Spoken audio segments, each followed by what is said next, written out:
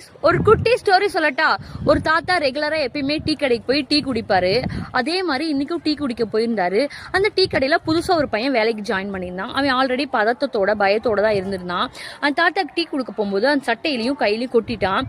தாத்தா என்னை மன்னிச்சிருங்க தாத்தா, என் வேலையே போயிருந்தோம், உங்க மேல இப்படி தெரியாம நான் கொட்டிட்டேனே அப்படின்னு சொல்லி ரொம்ப பயந்து அழுகிற நிலைமையில இருந்தான். அந்த தாத்தா இது ஒண்ணும் இல்லப்பா, அந்த சட்டையில டீ கரை துவைச்சா போயிடும், நீ ஏன் இப்படி பயப்படுற அப்படின்னு சொல்லி அந்த தாத்தாக்கு வேற டீ கொடுத்தான். தாத்தா டீ குடிச்சுட்டு பார்த்துட்டு பக்கத்துல இருந்த ஒருத்தவர் அந்த தாத்தாடி கேட்டாரு, தாத்தா உங்க மேல டீயை கூட்டிட்டான், உங்களுக்கு கோபமே வரலையா தாத்தா அப்படின்னு சொல்லி தாத்தாடி கேட்கிறான். அதுக்கு அந்த தாத்தா என்ன பதில் சொன்னார்னா, என் மனதுக்குள்ள கோபம் இருந்தாதான் கோபம் வரும், என் மனசுல கோபமே இல்லையே, அப்புறம் எப்படிப்பா கோபம் வரும் அப்படின்னு சொல்லி தாத்தா சிரிச்சுட்டே போயிட்டாரு.